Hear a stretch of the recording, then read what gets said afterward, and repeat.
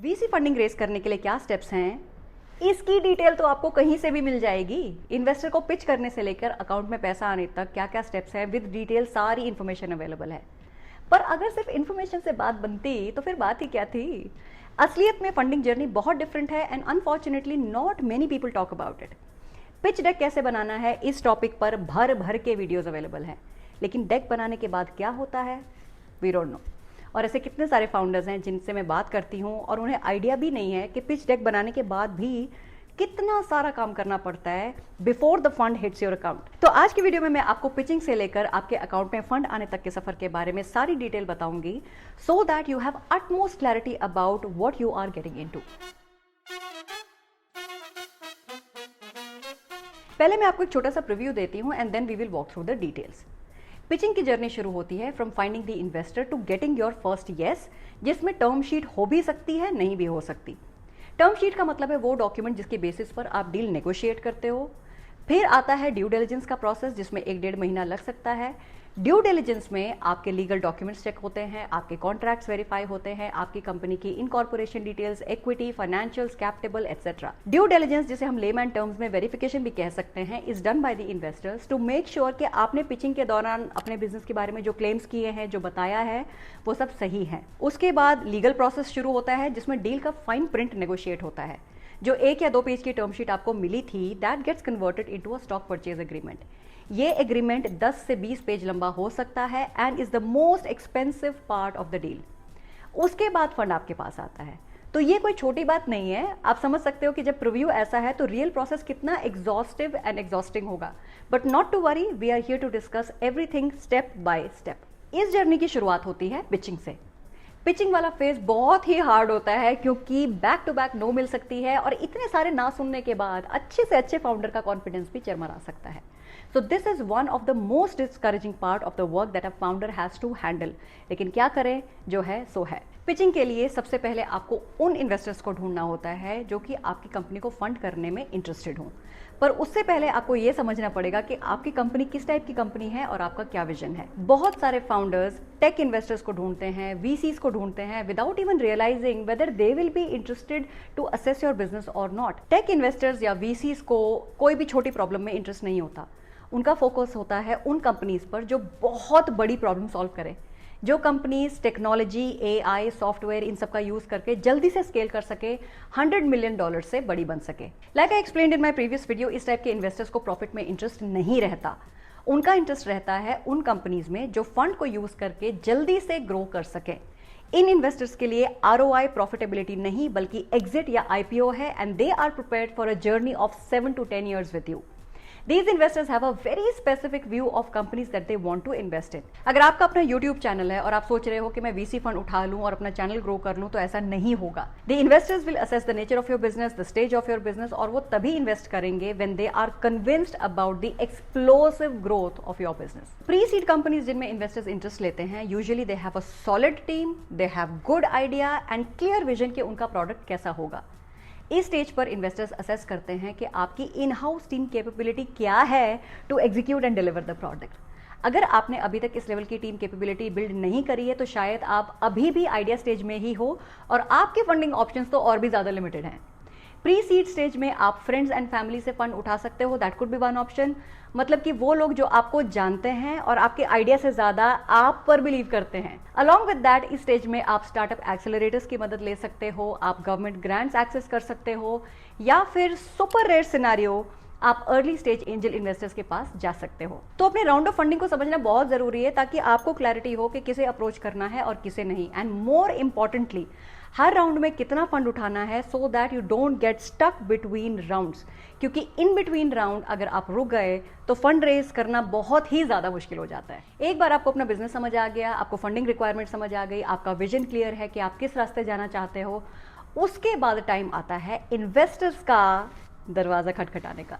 And obviously you would want to start with your immediate network. आप उन लोगों से स्टार्ट करना चाहोगे जो आपको डायरेक्टली जानते हैं, and then move on to those people जिनसे कि आपको वार्म इंट्रोडक्शंस के थ्रू कोई मिलवा दे। नाउ यू मे आस्क कि क्या हम प्रोस्पेक्टिव इन्वेस्टर्स को कोल्ड ईमेल भेज सकते हैं, क्या हम उन्हें अपना पिच डेक ईमेल कर सकते हैं? To which my clear reply is NO, no. Cold emails नहीं भेजनी है एंड मोर इंपॉर्टेंटली उन ईमेल्स में पिच डेक अटैच करके तो बिल्कुल भी नहीं भेजना है जब तक कि आपकी प्रोस्पेक्टिव इन्वेस्टर की टीम से बात ना हो जाए, वो आपसे पिच डेक ना मांगे। I would recommend please don't send it. अब मैं आपको बताती हूँ कि आइडियल इन्वेस्टर इंट्रोडक्शन कैसे काम करती है। इसके लिए कुछ स्टेप्स हैं जो आपको फॉलो करने पड़ेंगे, so please make note if you like. Step number 1, आप अपने एक म्यूचुअल कॉन्टैक्ट को रिक्वेस्ट करो कि वो आपका इन्वेस्टर से वार्म इंट्रोडक्शन करवा दें। आप अपने कॉन्टैक्ट को चाहो तो एक छोटा सा ब्रीफ या फिर ब्लर्ब पैराग्राफ बनाकर भेज सकते हो about what you do and what you are looking for along with your contact details, जो कि वो आगे भेजेंगे to connect you with the investor. Step number 2, once that warm introduction is done, उसके बाद आप पोटेंशियल इन्वेस्टर से पूछ सकते हो whether you can send your deck और नॉट। यहां जिस डेक की मैं बात कर रही हूं वो आपका पिच डेक नहीं है बल्कि आपका ईमेल डेक होगा। ईमेल डेक सेल्फ एक्सप्लेनेटरी होना चाहिए ताकि उसे जो भी देखे पढ़े उसे 3 से 5 मिनट में समझ आ जाए कि आपका बिजनेस क्या है, without a need for you to explain और डू द नरेशन। इस पिच डेक में आप अपने बिजनेस के बारे में कुछ टीजिंग इन्फॉर्मेशन ऐड कर सकते हो टू इग्नाइट इंटरेस्ट के आप क्या करते हो, आपका बिजनेस कैसा है, what is your longer vision.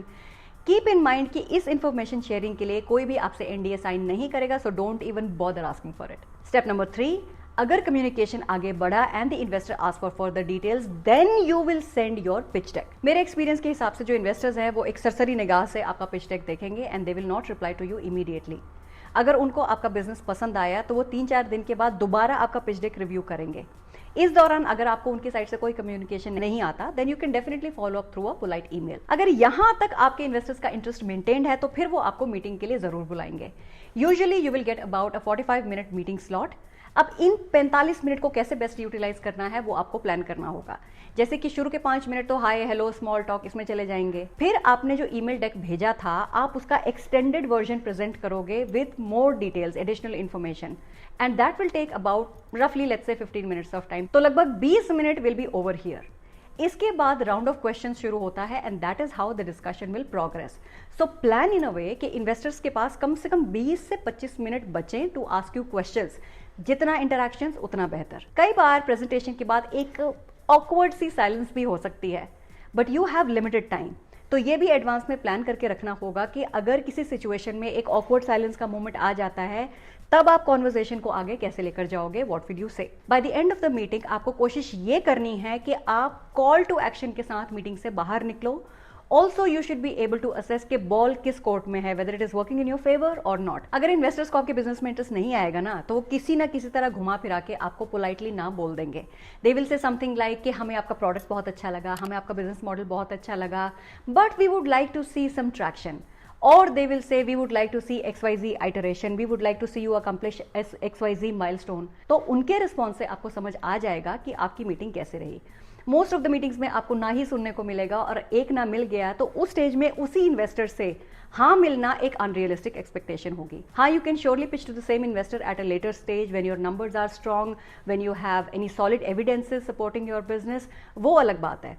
लेकिन इसी स्टेज में इसी इन्वेस्टर को अगर आप दोबारा पिच करोगे usually the answer will remain no. अब ऐसी सिचुएशन में आप क्या कर सकते हो, आप फीडबैक ले सकते हो। आप पूछ सकते हो कि हमें किस माइलस्टोन पर फोकस करना चाहिए, या आप हमारे प्रोडक्ट में या बिजनेस मॉडल में क्या आइटरेशन देखना चाहोगे। तो ये जो रिश्ता है ना विद द इन्वेस्टर, इसे मेंटेन करना बहुत जरूरी है ताकि eight a later stage when you hit that milestone or you make that iteration in the product, आप सेम इन्वेस्टर को दोबारा रीच आउट कर सको विद एन अपडेट। तो उस इन्वेस्टर मीटिंग से बाहर निकलने से पहले one of the call to action can be, thank you so much, we really appreciate your feedback, is it okay to share the progress updates with you, जिसके लिए usually investors हाँ ही बोलेंगे। कई बार ऐसा भी होता है कि इनिशियल इन्वेस्टर मीटिंग में इन्वेस्टर्स ना बोल देते हैं, बट थ्रू योर अपडेट जब उन्हें पता लगता है कि किसी और ने आपके बिजनेस में पैसा डाला है, then suddenly they also reconsider their decision. मैंने तो ये फर्स्ट हैंड देखा है, इन्वेस्टर ए ने पहले मना कर दिया, लेकिन जब उन्हें पता लगा कि इन्वेस्टर बी ने पैसा डाला है, then they also reconsider their decision and decided to participate in that round of funding. So please keep your investors updated, we don't know when the situations change. Usually it takes about 1 to 2 meetings या फिर 5 से 6 emails for investors to make a decision. इस दौरान आपको multiple लोगों से call पर connect करना पड़ेगा from the investor side of team. उन्हें कई बार आपको अपना पिच प्रेजेंटेशन देना होगा, उनके क्वेश्चंस को आंसर करना होगा, वो भी at a time slot which is convenient to them, not necessarily you. अगर आप इन्वेस्टमेंट ढूंढ रहे हो then you should be ready to repeat this process multiple times with dozens of other investors.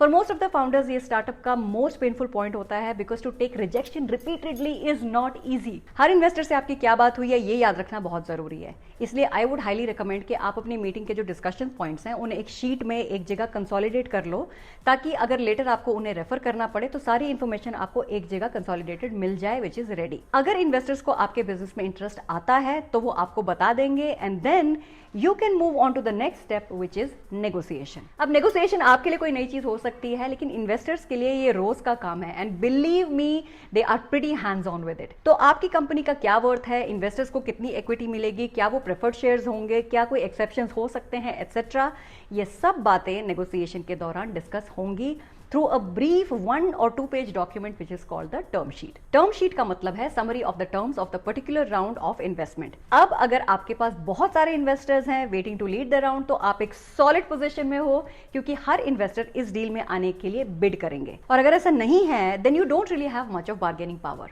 Investors को पता चल जाएगा कि चीजें आपके फेवर में नहीं है और ये बात उनके फेवर में काम करेगी, and then negotiation will move accordingly. Once the term sheet is finalized और इन्वेस्टर्स ने आपको कमिटमेंट दे दिया, उसके बाद the deal moves a lot easier. इसके बाद आप बाकी इन्वेस्टर्स के पास जा सकते हो, उन्हें बता सकते हो that you have a lead investor.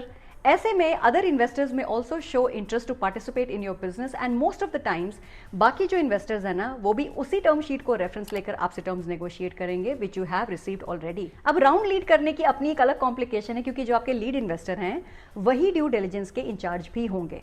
Please remember कि टर्म शीट सिर्फ एक सॉफ्ट कमिटमेंट है, it is not binding, it is not a guaranteed contract. Term sheet का मतलब ये नहीं है कि आपको फंडिंग मिलेगी ही, सब डिपेंड करेगा आपके ड्यू डिलिजेंस पर। ड्यू डिलिजेंस का पर्पस होता है टू इंश्योर कि आपके बिजनेस में सब सही चल रहा है वैसे ही जैसे आपने क्लेम किया है, और ये मोस्टली लीड इन्वेस्टर्स करते हैं। आपने शार्क टैंक में देखा होगा कि out of many funded companies, जिन कंपनीज को टर्म शीट दी जाती है, अगर वो ड्यू डिलिजेंस में अटक जाते हैं तो फंड डिसबर्स नहीं होता। तो ड्यू डिलिजेंस के प्रोसेस में आपका यानी फाउंडर का काम होता है डेटा रूम बनाना। मोस्टली फाउंडर्स गूगल ड्राइव के थ्रू सारी रिक्वायर्ड डिटेल्स शेयर करते हैं विद द इन्वेस्टमेंट टीम। ये सबमिशन कंप्लीटली आपके ऊपर है। अगर आपके पास ऑलरेडी सारी details, required information, document sorted हैं, आपने उसे एक जगह इकट्ठा कर रखा है, let's say in a folder in a Google drive, तो आप उन्हें डायरेक्टली सबमिट कर सकते हैं, which will be very quick. If not तो फिर आपको बहुत सारी ईमेल्स करनी पड़ेगी, फॉलोअप कॉल्स करने पड़ेंगे, सारे डॉक्यूमेंट्स इकट्ठे करने पड़ेंगे, and then you can submit. Investors की टीम आपके सारे डॉक्यूमेंट्स डिटेल में चेक करेगी, वैलिडेट करेगी, and that may take them a couple of weeks. सब कुछ रीलुक किया जाएगा, from your pitch deck to your financials, P&L, balance sheet, your projections, everything. Legal side में आपकी कंपनी इनकॉर्पोरेशन डॉक्यूमेंट्स, आपके स्टॉक परचेज एग्रीमेंट, आपका cap table, आपकी company के bylaws, board of directors agreements, ये सब चेक होगा। अगर आपने पहले भी फंडिंग उठाई है then of course they would want to check कि उस फंडिंग राउंड के डॉक्यूमेंट्स कहाँ हैं, क्या डिटेल्स है, उसकी टर्म शीट के क्लॉजेस क्या हैं। फिर आपके आईपीस चेक होंगे। The investors would want to make sure कि आपके आईपीस रजिस्टर्ड हों। अगर आपकी वैल्यूएशन किसी पेटेंट पर डिपेंड करती है तो उस पेटेंट को वो चेक करेंगे। उसके बाद आपका ऑर्गेनाइजेशनल चार्ट, आपके कॉन्ट्रैक्ट्स विद की पीपल, आपके नॉन कंपीटिंग एग्रीमेंट्स, जो कोड्स आपने डेवलप किए हैं उन कोड्स का IP protection, every minute detail of your business will be thoroughly checked. If your startup gets through the due diligence process successfully, तो अगला step होगा सारे लीगल डॉक्यूमेंट्स को ड्राफ्ट करना। यानी कि आपको जो 1 या 2 पेज की टर्म शीट मिली थी ना, उसी को 10, 15, 20 पेज के डॉक्यूमेंट में कन्वर्ट करना, जहां कंपनी नए शेयर्स क्रिएट करेगी to sell to the investor. ज्यादातर फाउंडर्स इस फेज में होने वाले खर्चे को अंडर एस्टिमेट करते हैं। लीगल डॉक्यूमेंटेशन का खर्चा कंपनी या फिर स्टार्टअप को ही देना होता है। ये एक एक्सपेंसिव प्रोसेस है, एंड एज फाउंडर्स आपको बार बार लगेगा कि यार इतना खर्चा क्यों करना जरूरी है। लेकिन इस खर्चे में प्लीज कोई कंजूसी मत करना। This is an extremely important step, और सब कुछ प्रोसेस के हिसाब से करना जरूरी है, क्योंकि इसी लीगल डॉक्यूमेंट पर डिपेंड करेगा कि फ्यूचर में आपकी कंपनी कैसे स्प्लिट होगी या फिर कैसे डाइल्यूट होगी। और अगर यहां गलती हो गई तो फ्यूचर में ये आपके लिए बहुत ही एक्सपेंसिव या पेनफुल हो सकता है। तो लीगल डॉक्यूमेंट्स रेडी करने में, फाइल को रिव्यू करने में, सबके सिग्नेचर लेने में करीब 1 महीने के आसपास लग ही जाता है। इसके बाद आपको काम करना होगा on capital calls, which means formal request to investors asking to pay the money they have committed to. आपके इन्वेस्टर्स ने एग्री किया है, साइन भी किया है, लेकिन वो पैसा तभी ट्रांसफर करेंगे once everything is done. Capital calls का मतलब है शेयरिंग द वायरिंग और money transfer details along with the amount. Once all this is done, उसके बाद आप देखते हो कि एक दिन आपके अकाउंट में hundreds and thousands of dollars आ गए हैं। लेकिन इस पूरे प्रोसेस को कंप्लीट होने में टाइम लगता है and hence you should keep about a months time for this as well. In a nutshell आपकी लाइफ के 4 से 6 महीने इस प्रोसेस को कंप्लीट करने में जाएंगे। Pitching, negotiation and due diligence, इनमें सबसे ज्यादा टाइम लगता है and working on these is a full time job for the founder. इस दौरान आपको इंश्योर करना है कि आपका बिजनेस आपके बिना भी चलता रहे, आपकी कंपनी की ग्रोथ चलती रहनी चाहिए। So choose the right time and the way in which you want to do the fund raising. It is not always about getting money, you also have to plan your time and effort.